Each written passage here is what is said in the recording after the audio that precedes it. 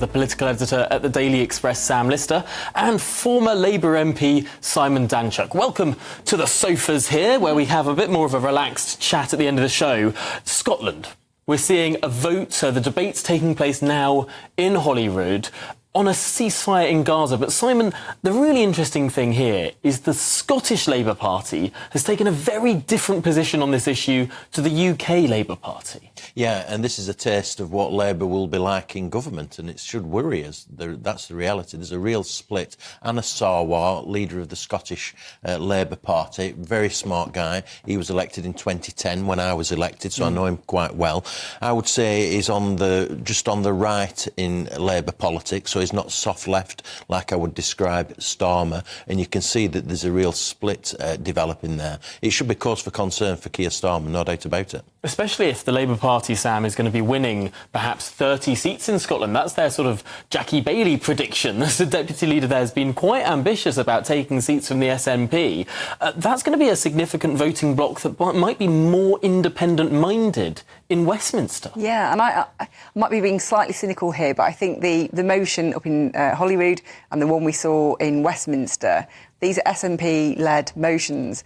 I think this is an attempt by the SNP to pin Labour down on this issue and cause splits within the party. It's for the SNP's advantage. I mean, I suspect that is a secondary issue. I don't want to be too uncharitable to the SNP because I know, obviously, Humza Yousaf has a very personal interest in this, and I don't want to be too cynical about it. But I think that is certainly in Westminster. That was a big reason for doing that vote, was to force Labour to have these splits in public and have a big row. And obviously then, as Simon says, you get this contrast between Scotland and what's happening down in England with the rest of the party. And it's not great for Labour. No, and Simon, of course, you don't know what's inside Keir Starmer's head, but he must be finding this extremely trying. Yeah. Seeing this happen in Scotland, of course, he's lost his shadow front benchers too, 10 of them. 10 of them. Yeah. Huge. There's the most resignations since the days of Boris Johnson leaving office. Yeah, it's quite extraordinary. And I think the media, the mainstream media, haven't really focused too much on it. I think he's had an easy ride on this issue to an extent. You know, they focused on many other issues. I wonder why that would be. Well, and so he's getting away with it, but it does show how challenging it's going to be. If he has a small majority, you've got small groups of Labour MPs after the next general election, then they'll hold him to ransom on a whole range of different issues. Yeah, absolutely right. But I think the wider point is, you know, nobody in the Middle East is listening to what Westminster's saying, let alone Holyrood. And I think, you know, these kind of motions, they are distracting from, you know, what ordinary people are bothered about in their day-to-day lives. It's a symbolic thing, isn't it? It achieves actually very little. If we look at opinion polls right now, people are really concerned about the cost of living and potentially very little else. The SNP is not doing well in the opinion polls. Quite a few opinion polls have shown them slip out of the first place position that they've held since 2007, when they first entered government in Scotland.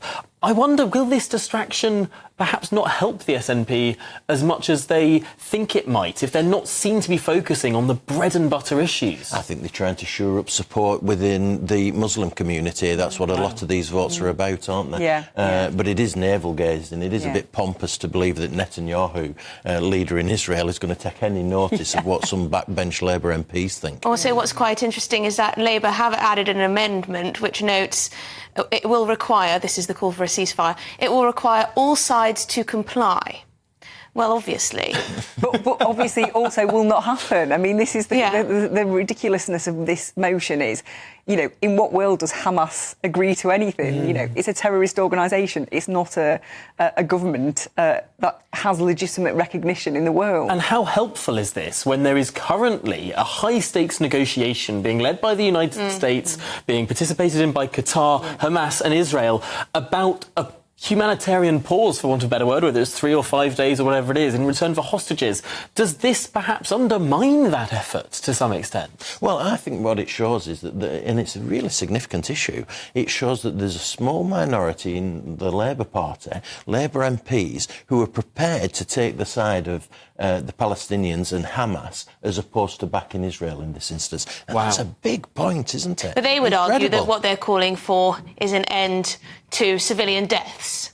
But you would say that there are some Labour MPs who may have more of an allegiance with Hamas and the Palestinians than they would with Israel. You'd go as far as to say that? We've seen that with Jeremy Corbyn, haven't we? He refuses to criticise Hamas in any way whatsoever. Although Keir Starmer would, of course, say that Jeremy Corbyn's no longer a Labour MP, I suppose there is an interesting line there in that Jeremy Corbyn voted for that SNP amendment. There were over 50 Labour MPs who voted with Jeremy Corbyn in that division. And I wonder, to what extent has the Labour Party changed? If, yes, OK, the top team has changed, but there's still a huge chunk of Labour MPs there who vote with Corbyn. That's absolutely right. And what you've got to remember is that while Corbyn was leader of the Labour Party in 2017, in 2019, more left-wing candidates were put into parliamentary seats. So you've got a larger group of left-wing Labour MPs than you've had in a very long time. And Starmer's going to have to deal with them at some stage.